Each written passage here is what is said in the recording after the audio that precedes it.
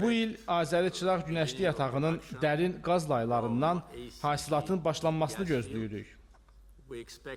Hasilatın ötən il başlanacağı gözlənilirdi. Lakin bu baş vermədi. Bununla belə hasilatın məhz bu il başlanacağına əminik.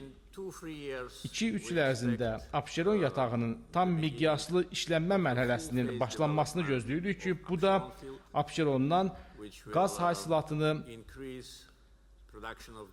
3 dəfə artıracaq.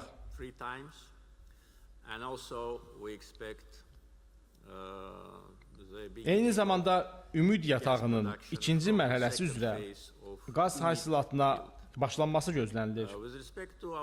Təbii qazın əsas mənbəyi olan Şahdəniz yatağımızla bağlı olaraq deyə bilərəm ki, 2028-ci ildə Şahdənizin yeni mərhələsi üzrə hasilatın başlanmasını gözləyirik.